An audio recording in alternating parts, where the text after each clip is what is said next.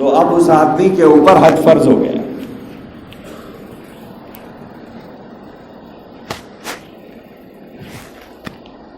اب اتنی سہولت میسر آنے کے بعد اگر کوئی حج نہیں کرتا ہے، جیسے ہمارے پاس ایک بڑی اکثریت نہیں کرتی ہے،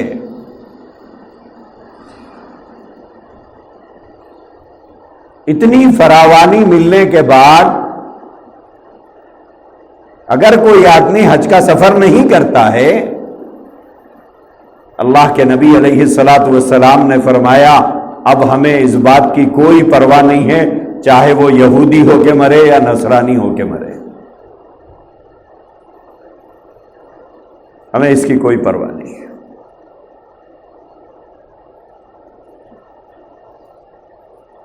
ہمارے پاس ایک سوچ ہے، وہ یہ ہے کہ حج عمر کے آخری حصے میں کرنا چاہیے، جوانی میں نہیں کرنا چاہیے. اسی لیے ہمارے ملک سے حج کو جانے والوں کی اکثریت اگر آپ دیکھیں تو 75% بلکہ آپ 90% بھی کہہ سکتے ہیں سب ضعیف لوگ ہوتے ہیں. جوانی میں کوئی حج نہیں کرنا چاہتا.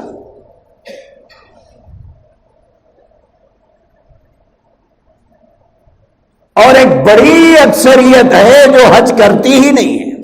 کیوں؟ انہیں عالیشان مکان بنانا ہے، انہیں عالیشان بیٹے کا ولیمہ کرنا ہے، دھوم تڑاخے کی بیٹی کی شادی کرنا ہے، اس کے لیے حج سے محروم ہونا گوارا کر لیتا ہے.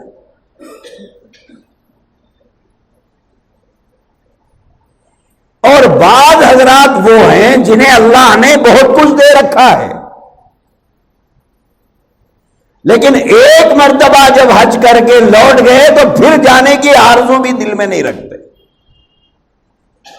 حالانکہ فراوانی ہے، مال ہے، دولت ہے، پیسہ ہے، سب کچھ ہے،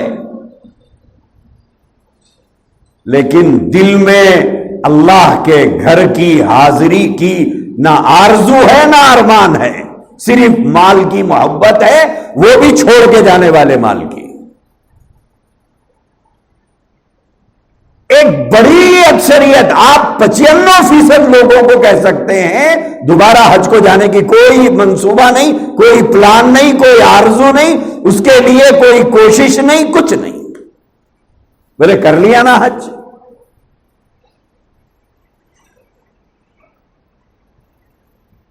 ایک مرتبہ جا کے آ گیا میں. تو میرے عزیز بھائیوں، اس دنیا میں ایسے اللہ کے بندے گزرے ہیں، ابھی بھی موجود ہیں، ابھی بھی موجود ہیں، تڑپ جاتے ہیں جب حج کا موسم آتا ہے تو اللہ کے گھر کی حاضری کے لیے، اور ہر سال جاتے ہیں. میرے ایک استاد تھے جن کا انتقال ہو گیا، ہم نے ساری زندگی ان کو حج کو جاتے ہوئے دیکھا، ساری زندگی.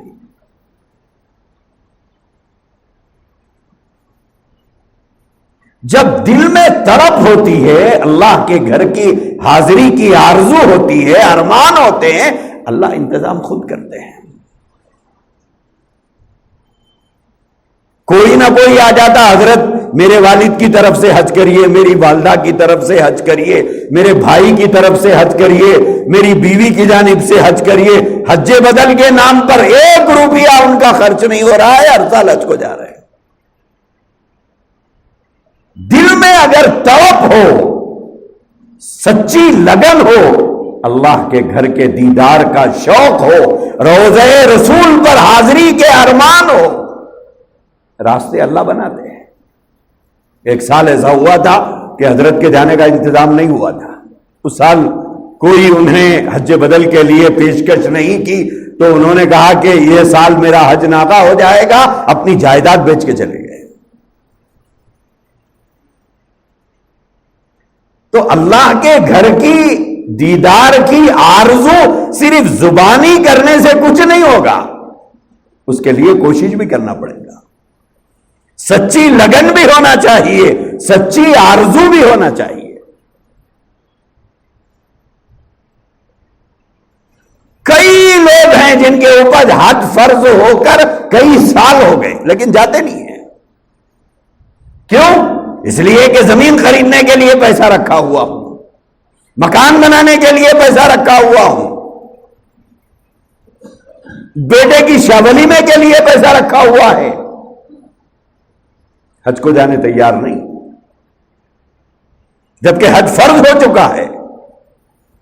جس آدمی کے پاس اتنی رقم آ جائے جس کا تذکرہ میں نے ابھی کیا ہے، اگر اس کے بعد بھی حج نہیں کیا، اللہ کے نبی نے فرمایا یہودی ہو کے مرے، نصرانی ہو کے مرے، مجھے کوئی پرواہ نہیں.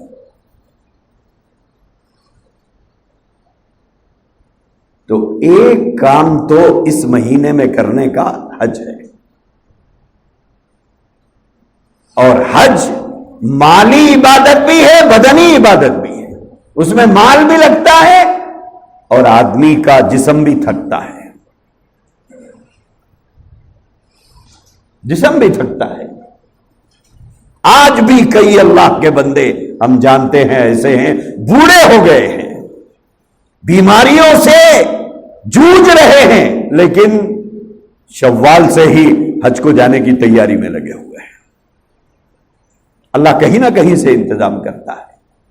آدمی کے دل میں آرزو ہو، اللہ کے گھر سے دوری کی وجہ سے ایک تڑپ ہو کہ کب مجھے اللہ کے گھر کا دیدار نصیب ہوگا.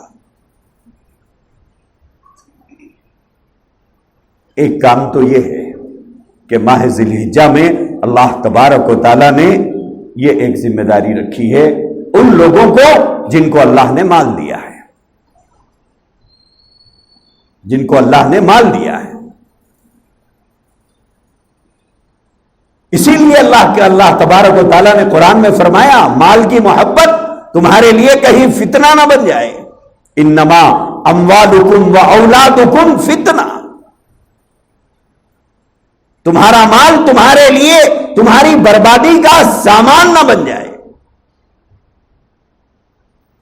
تمہاری آخرت کی تباہی کا ذریعہ نہ بن جائے. اسی لیے اللہ کے نبی علیہ الصلوۃ والسلام نے فرمایا لِكُلِّ أُمَّةٍ فِتْنَةٌ وَفِتْنَةُ أُمَّتِي الْمَالُ.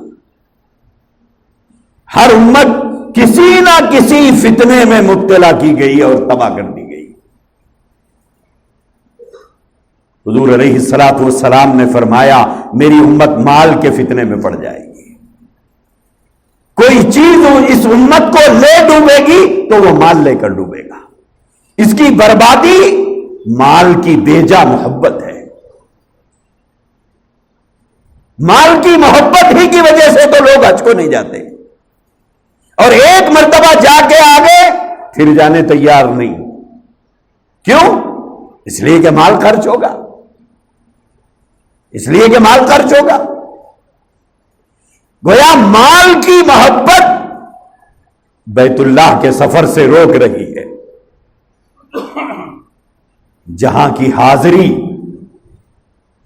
جہاں کی عبادتیں دنیا کی ہر چیز سے زیادہ قیمتی ہے.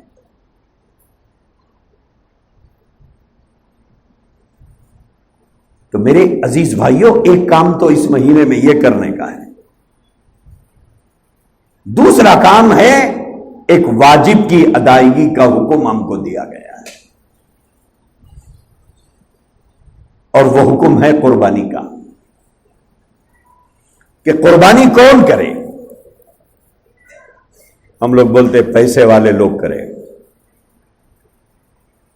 بولے آپ، بولے میں غریب آدمی ہوں. پیسے والا کون ہے؟ ہم نے معیارات طے کیے ہیں کہ پیسے والا کون ہے، لیکن ہمارا طے کردہ معیار جو ہے اس کو اسلام نہیں مانتا ہے. مالداری آپ میں جس کو سمجھ رہے ہیں اس کو اسلام نہیں مانتا ہے. اسلام طے کرتا ہے کہ مالدار کون ہے، غریب کون ہے. وہ تو اسلام طے کرے گا، وہ تو قرآن طے کرے گا، وہ تو حدیث طے کرے گی کہ مالدار کون ہے، غریب کون ہے. اب قرآن و حدیث، دین و شریعت جسے مالدار کہے اسے قربانی دینا ہے، جسے غریب کہے اسے نہیں دینا ہے. اب سوال یہ ہے کہ دین اور شریعت کی نظر میں مالدار کون ہے اور کس کیٹیگری کے مالدار کے اوپر زکات قربانی واجب ہے؟ سب سے پہلے جس شخص کے اوپر زکات فرض ہے اسے قربانی دینا ہے، چاہے وہ مرد ہو یا عورت ہو۔ اگر ایک گھر میں 10 افراد رہتے ہیں اور 10 افراد کے اوپر زکات فرض ہے تو 10 افراد کو قربانی دینا واجب ہے۔ آپ بولیں گے صاحب وہ واٹس ایپ پہ آ رہا نا، ایک گھر سے ایک جانور ذبح کر دیے تو کافی ہے۔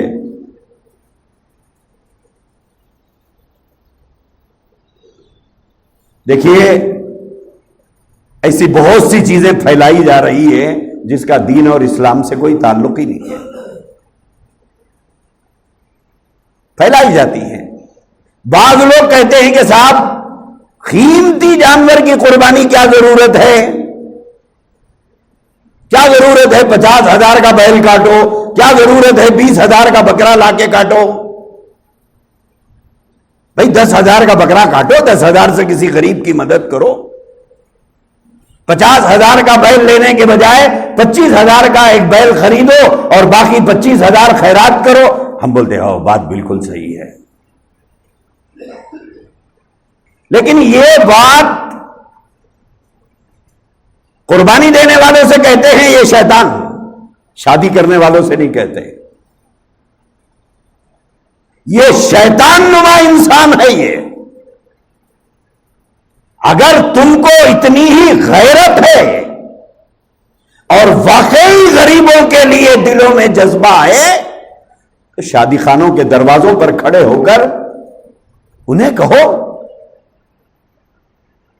کہ یہ 20,000 کا اسٹیج، یہ 3 لاکھ کا، 2 لاکھ کا، 1.5 لاکھ کا، 1 لاکھ کا شادی خانہ اور یہ 1,000-1,200 آدمی کی دعوت کیوں کر رہے ہو؟ ان سے کہو جا کر دم ہے تو، لیکن شیطان بن کر روکیں گے تو وہ قربانی کے جانوروں سے روکیں گے۔ اور لوگ بھی بولتے ہیں بات بالکل صحیح ہے، کیونکہ پیسے بچ رہے ہیں نا۔ جہاں پیسے بچ رہے ہیں، کوئی ایسا مشورہ دیا کہ پیسے بچ رہے ہیں تو ہم فوراً مان لینے تیار ہیں،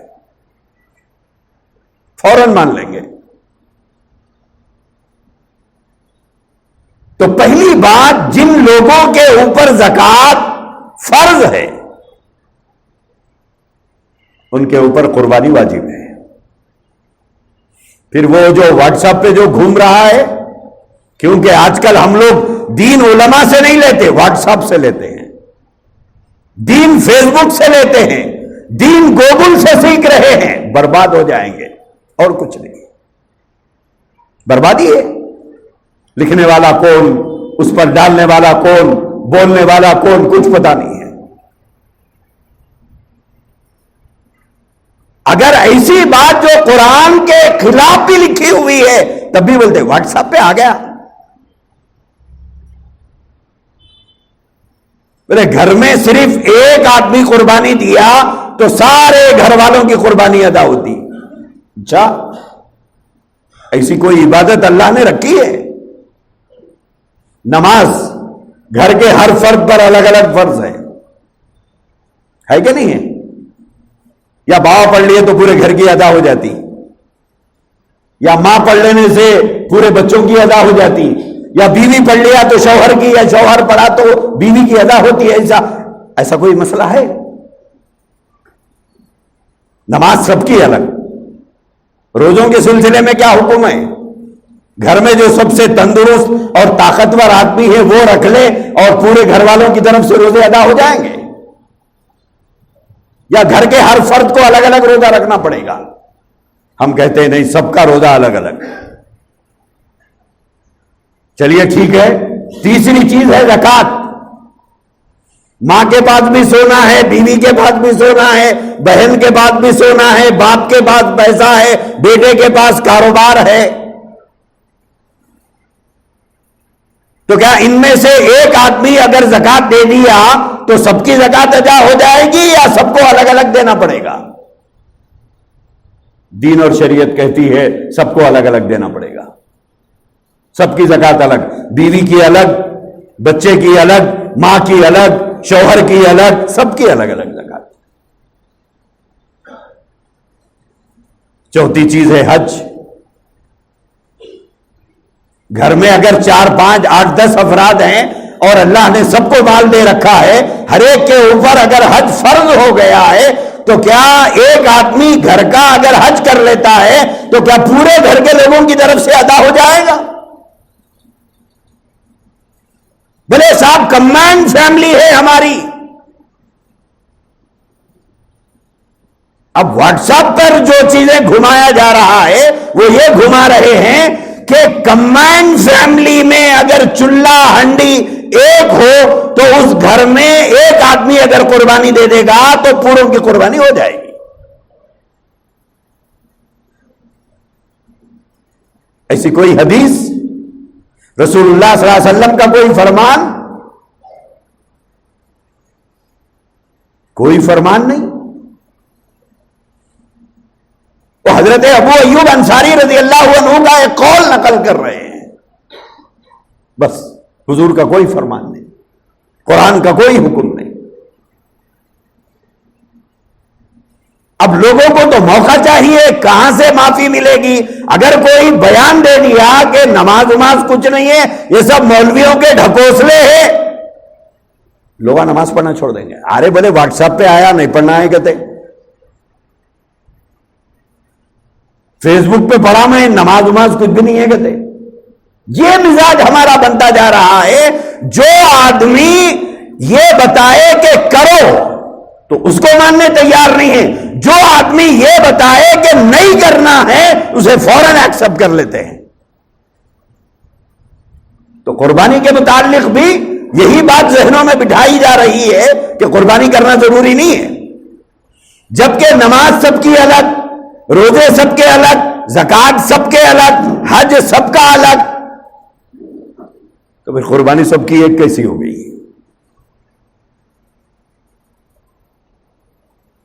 خبر سب کی الگ، حشر میں جواب سب کا الگ۔ میرے بھائیوں، اس طرح کی بہت سی غلط باتیں سوشل میڈیا کے ذریعے پھیلائی جا رہی ہے، اس سے احتیاط بڑھتی ہے۔ دین سیکھنا ہو تو کسی مستند آپ کے شہر کے، مجھ سے نہیں، مجھ جیسے ہزاروں ہیں شہر میں، ان سے پوچھ لیں، ان سے معلوم کریں۔ تو اب شریعت کی نظر میں مالدار کون ہے؟ ہر وہ آدمی جس کے اوپر زکات فرض ہے، اس کے اوپر قربانی واجب ہے، پہلی بات۔ دوسری بات یہ ہے کہ جن لوگوں کے اوپر زکات فرض تو نہیں ہے لیکن صدقہ فطر واجب ہے، زکات فرض نہیں ہے، صدقہ فطر واجب ہے۔ اب صدقہ فطر کس کے اوپر واجب ہے؟ زکات تو فرض نہیں ہے لیکن صدقہ فطر کس کے اوپر واجب ہے؟ صدقہ فطر ایسے آدمی کے اوپر واجب ہے، ایسا آدمی سے مراد مرد اور عورت، جن کے پاس ضروریات زندگی کے سامان سے ہٹ کر، جو روزانہ آدمی یوز کرتا ہے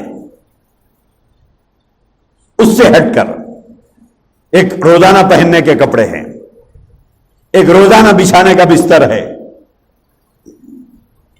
ایک روزانہ پہننے کے زیورات ہیں، ایک روزانہ استعمال کرنے کے برتن ہیں، ایک الگ الماری میں رکھے ہوئے ہیں کپڑے، الگ برتن شوکیس میں جمے ہوئے ہیں، الگ بستر اوپر شیلفوں پہ رکھا ہوا ہے۔ یعنی ضروریات زندگی کا جو سامان ہے اس سے ہٹ کر ایکسٹرا سامان ہمارے پاس ہے، یعنی ڈبل ہے ہر چیز۔ ایک ہے یوز کرنے کی گاڑی، ایک اور ایک گاڑی ہے ہمارے پاس، 2 گاڑیاں ہیں. ایک گھڑی روزانہ لگانے کی ہے، ایک گھڑی فنکشن کے لیے رکھے ہوئے ہیں. ایسے ہی ہر چیز. تو یہ جو ڈبل جو چیز ہمارے پاس ہے، گسرا جو چیزیں ہیں، ان سب کو اکٹھا کرو تو دیکھو ان کی کیا قیمت بنتی ہے. ان کی کیا قیمت بنتی ہے. اگر ان کی قیمت 52.5 تولے چاندی کی مالیت کی بن جاتی ہے، 52.5 تولے چاندی کے مالیت کی بن جاتی ہے. 650 روپئے چل رہی ہے چاندی آج کل. 650 انٹو 52، 52.5 مان لیجئے کتنے پیسے بن رہے ہیں دیکھ لیجئے. اور ہمارے گھر میں جو زیادہ جو سامان رکھا ہوا ہے، جو یوز نہیں ہو رہا ہے، صرف جمع ہوا ہے، اگر ان کی قیمت 52.5 تولے چاندی کی مالیت کی بن جاتی ہے، اس آدمی کے اوپر قربانی واجب ہے.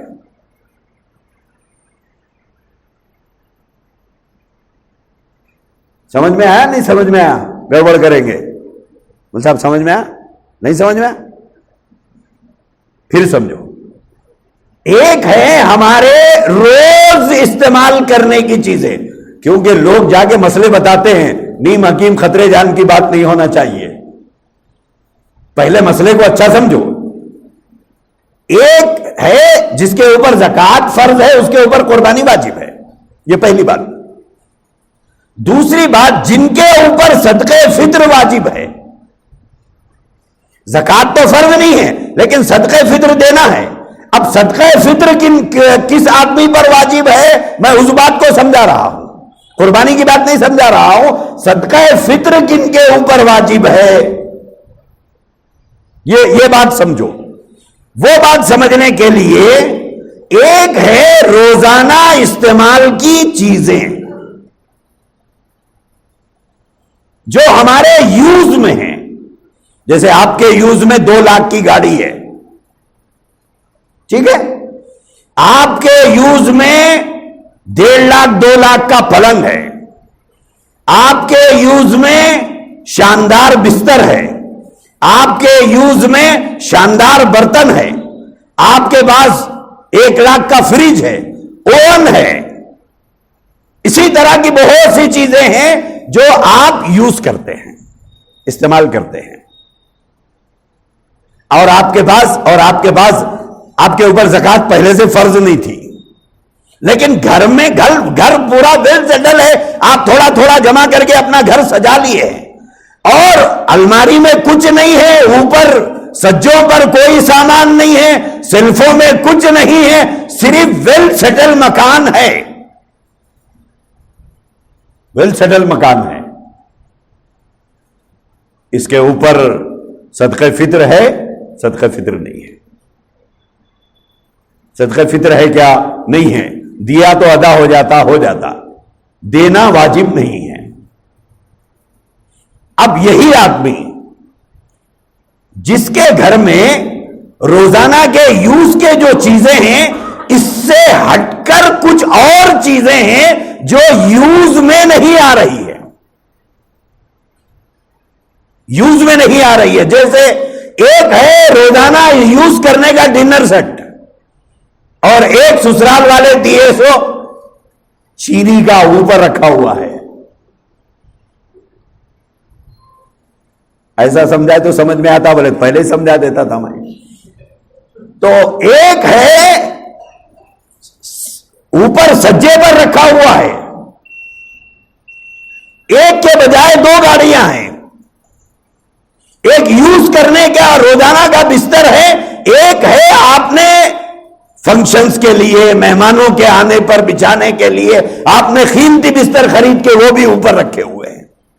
تو یوں سمجھو کہ ہر چیز ڈبل ہے، یا بعض چیزیں ہمارے پاس ڈبل ہے. تو یہ ڈبل جتنی چیزیں ہیں، ان ڈبل چیزوں کا حساب کرنا ہے. یوز روزانہ کے یوز کو اس کا حساب نہیں کریں گے. جو چیزیں یوز میں نہیں آتی روزانہ، ایسی چیزوں کو کا حساب کرنا ہے. اگر ان کی مالیت 52.5 تولے چاندی کی ہوتی ہے تو اب اس کے اوپر قربانی واجب ہے. ایسے آدمی پر قربانی واجب ہے. اور پھر وہ جس کا ہے اسی کے حساب میں جائے گا. ایک بات اور سمجھیے یہاں پر کہ کس کا ہے وہ. اگر بیوی لائی ہے تو بیوی کا ہے, آپ کا نہیں ہے. اب پورے سسرال والے حملہ کر دیتے اس کی لائی ہوئی چیزوں پر, بولتے کہ ہمارے بچے کو دیے, آپ کے بچے کو نہیں دیے. ماں باپ سے ایک مرتبہ کنفرم کر لیجئے ان کے کہ داماد کو دیے یا بیٹی کو دیے. داماد کو نہیں دیتے, بیٹی کو دیتے ہیں. تو جو چیز جس کی ہے اسی کے حساب میں آئے گی وہ. تو اس طرح کاؤنٹ کریں گے. اور جس آدمی کے پاس اتنی مالیت ہے, زکوٰۃ نہیں بھی ہے, صدقہ فطر اس کے اوپر واجب ہے, ایسے لوگوں پر قربانی واجب ہے. دینا ضروری ہے کیا؟ ایک سوال پوچھتے لوگ, دینا ضروری ہے کیا صاحب؟ اب دینا ضروری ہے یا نہیں ہے, حضور کی بات سن لیجئے. اللہ کے نبی علیہ الصلوۃ والسلام نے فرمایا جس آدمی کے اوپر قربانی واجب ہے اور اس نے قربانی نہیں کیا, بہت سے لوگ نہیں کرتے, بہت سے لوگ نہیں کرتے, لیکن قربانی واجب ہے, اسلامی اعتبار سے قربانی نہیں کیا, تو حضور نے فرمایا ہمارے ساتھ نماز پڑھنے مت آئیے, آپ اس لائق نہیں ہیں, آپ اس قابل نہیں ہیں, آپ اس لائق نہیں, آپ اس قابل نہیں ہیں کہ آپ ہمارے ساتھ نماز پڑھیں, آپ ہماری عیدگاہ کو مت آؤ. یہ حضور کا فرمان ہے. 3,500 ہزار روپئے بچانے کی چکر میں حضور کی اس وعید کے اندر آ رہے ہیں ہم لوگ. اس لیے اپنی حیثیت کا جائزہ شرعی اعتبار سے لیجئے, فیصلہ مت کیجئے کہ آپ امیر ہیں یا غریب ہیں. 2 منزلہ بلڈنگ والا بھی بولتا ذرا گھر غریب خانے کو آنا تھا. اب 2 منزلہ بلڈنگ والا اپنے آپ کو غریب سمجھ رہا ہے تو جھوپڑی والا کیا سمجھے گا؟ یہ کوئی معیار نہیں ہے. ہم نہیں طے کریں گے کہ ہم مالدار ہے یا نہیں ہے, وہ دین اور اسلام اور شریعت طے کرے گی کہ ہم مالدار ہے یا نہیں ہے. ہمارے اوپر قربانی واجب ہے یا نہیں ہے, یہ شریعت طے کرے گی. شریعت طے کر کے اگر بتاتی ہے کہ آپ کے اوپر قربانی واجب ہے تب تو آپ کو قربانی دینا ہے. اگر قربانی نہیں دیا, اللہ کے نبی نے فرمایا عید کی نماز کو مت تشریف لائیے آپ. یہ حضور فرما رہے ہیں, بولے آپ عید کی نماز کو مت آئیے. کیوں؟ آپ اس لائق نہیں ہے کہ آپ ہماری عیدگاہ کو آئے اور مسلمانوں کے ساتھ نماز پڑھے, آپ اس لائق نہیں ہیں. اس لیے میرے بھائیوں, ہر آدمی کو اپنا اپنا جائزہ لینا چاہیے. اور جو مال آخرت کے لیے خرچ کیا گیا دراصل وہی ہمارا مال ہے, وہی ہمارا مال ہے. باقی وہ ہماری اولاد کا ہے جو ہمارے مرنے کے بعد لڑ کے بانٹ لیں گے, لڑ کے بانٹ لیں گے. ہمارا اصل مال کیا ہے؟ حضور نے فرمایا آدمی کا اصل مال 3 چیزیں ہیں. 3 ہی چیزیں آدمی کا مال ہے. وہ کیا ہے؟ جو اس نے کھا لیا وہ اس کا ہو گیا, وہ اس کا مال ہے. جو اس نے پہن کر پرانا کر دیا وہ اس کا مال ہے, یعنی کپڑے. تیسری چیز اللہ کے نبی نے فرمایا صلی اللہ علیہ وسلم کہ جو اس نے اپنی آخرت کے لیے بھیج لیا وہ اس کا مال ہے. باقی جتنا مال اس کے پاس ہے وہ اس کا نہیں ہے, بلکہ وہ اس مال پر چوکیدار بنا ہوا ہے. وہ مالدار نہیں ہے, وہ مال کا چوکیدار ہے. اپنی اولاد کے مال پر واچمین بنا ہوا ہے, اس کی حفاظت کر رہا ہے. اور جس دن اس کا دم نکل گیا اب وہ مال بٹے گا, وہ مال بٹے گا, وہ گھر بٹے گا, وہ زمین بٹے گی, وہ جائیداد بٹے گی, وہ دکان بٹے گی, وہ بینک بیلنس بٹے گا, وہ فکس ڈپازٹ بٹیں گے.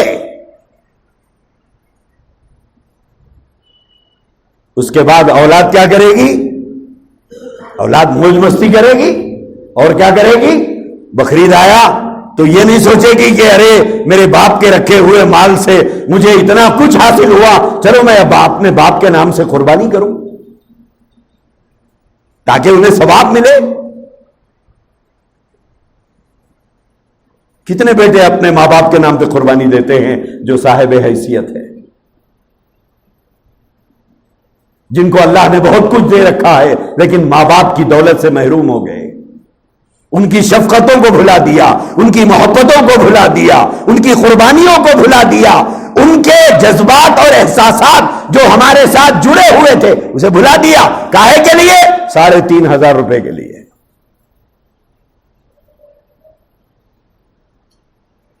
میرے بھائیوں، آج ہم یہ کر رہے ہیں، کل ہماری اولاد بھی ریٹرن میں ہم کو یہی تحفہ دینے والی ہے، ریٹرن میں یہی ملنے والا ہے۔ اسی لیے فرمایا اپنی آخرت کی تیاری خود کر لو۔ وَلْتَنْظُرْ نَفْسٌ مَّا قَدَّمَتْ لِغَدٍ، غور کرو کہ کل کے لیے ہم نے کیا بھیج لیا، کیا سامان ہے۔ بس ہر آدمی اپنا اپنا جائزہ لے اور غور کرے۔ 3,000 3,500 4,000 روپئے آج کے دور کا کوئی بہت بڑا پیسہ نہیں ہے، لیکن قربانی واجب ہے، قربانی واجب ہے۔ لہذا ہر آدمی جس کے اوپر قربانی واجب ہے وہ اچھے سے اچھا جانور ذبح کرے، سستے سے سستا نہیں، سستے سے سستا نہیں، اچھے سے اچھا جانور، اچھے سے اچھا۔ آپ کی حیثیت آپ کے بحثوں بیٹھے ہوئے مصلی نہیں جانتے ہوں گے، لیکن اللہ خوب جانتا ہے کہ آپ کی حیثیت کیا ہے۔ لہذا اچھے سے اچھا جانور ذبح ہو، قیمتی سے قیمتی حصے میں آپ شریک ہوں۔ لوگ ڈھونڈتے پھرتے کہاں سستا ہے، کہاں سستا ہے، کہاں سستا ہے۔ اب بعض لوگ لکھ رہے ہیں 2,000 روپئے، بعض لوگ لکھ رہے ہیں 2,500 روپئے، بعض لوگ تو 1,500 بھی لکھے ہیں، اللہ جانے کہاں سے لا کے کرتے ہیں، نہیں پتا ہے۔ 1,500 روپئے میں حصہ، 2,000 روپئے میں حصہ، اللہ جانے کہاں سے کرتے ہیں، پتا نہیں ہے۔ لیکن ہم لوگ فوراً موازنہ کرتے ہیں، ارے صاحب وہاں تو 1,500 میں چل رہا، آپ اتنا مہنگا رکھ دیے۔ یہاں کے کہیں کو پوچھ رہے ہیں وہیں کرا لینا تھا نا بھائی۔ تو میرے بھائیوں، اللہ کے نام پر دینے کی جب بات آتی ہے تو ہمارا ہاتھ پیچھے، اور شادی کی لیسٹ جب باورچی کو بٹھا کے لکھی جاتی ہے تب بولتے دیکھو میاں کوئی چیز کی کمی نہیں ہونا، اللہ کا دیا سب کچھ ہے ہمارے پاس، ہمارا پوزیشن خراب نہیں ہونا، بچ گیا غم نہیں لیکن کم نہیں پڑنا۔ وارے مسلمان، وارے مسلمان، واہ! اپنی خبر اندھیری کر لی اور شادی خانہ میں اجالا کر لیا۔ یہ ہمارا مزاج ہے۔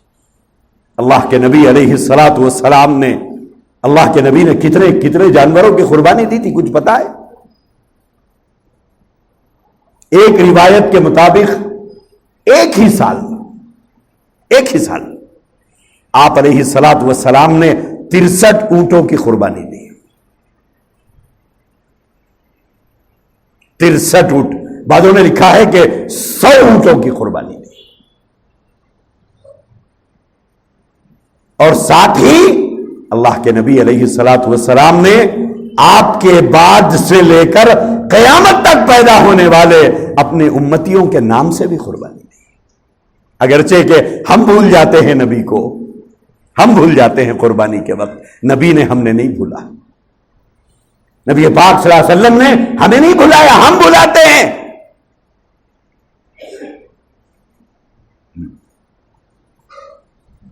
اللہ کے نبی کو نہیں معلوم تھا کہ 100 اونٹ یا 63 اونٹ کی قربانی کیوں دوں، مدینے میں بہت سے غریب ہے، یہ پیسہ ان کو دے دوں، مکے میں بہت سے غریب ہے انہیں تقسیم کر دوں۔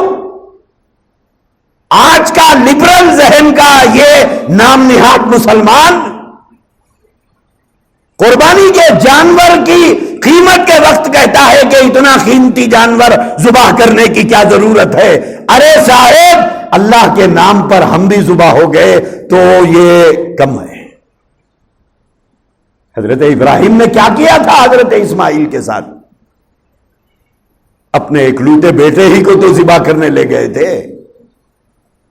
اللہ کی محبت میں تو میرے عزیز بھائیوں، اچھے سے اچھے جانور کی قربانی کرو، قیمتی سے قیمتی حصوں میں شریک ہو، اور پورے جذبے اور شوق کے ساتھ قربانی کرو، پورے جذبے کے ساتھ، پورے شوق کے ساتھ قربانی کرو۔ اور فقہا نے لکھا ہے بہتر یہ ہے کہ کچھ دن پہلے سے جانور کو اپنے گھر لاؤ، پہلے لا لو۔ اگر جگہ ہو، سہولت ہو گھر میں، تو آپ پہلے سے لا لو، کچھ دن اس کی خدمت کرو، اچھا کھلاؤ۔ جب آدمی چند دن کسی جانور کے ساتھ گزار لیتا ہے، ایک انسیت، ایک محبت ہمارے بچوں کو ہو جاتی ہے، ہم کو ہو جاتی ہے، کچھ ہمارے بچے کھیل لیتے ہیں اس کے ساتھ۔ لیکن جب ذبح کرنے کا وقت آتا ہے تو بچوں کے چہرے چھوٹے ہو جاتے ہیں کہ ابا مت کاٹیے، بولے نہیں بیٹا، یہ تو اللہ کے نام پر ذبح ہونے کا ہے۔ صرف جانور نہیں قربان کرنا ہے، جذبوں کو بھی قربان کرنا ہے، محبتوں کو بھی قربان کرنا ہے، ارمانوں کو بھی قربان کرنا ہے، خواہشات کو بھی قربان کرنا ہے، اللہ کی محبت میں ہر چیز قربان کرنا ہے۔ اللہ ہم سب کو توفیق دے۔ وآخر دعوانا الحمدللہ رب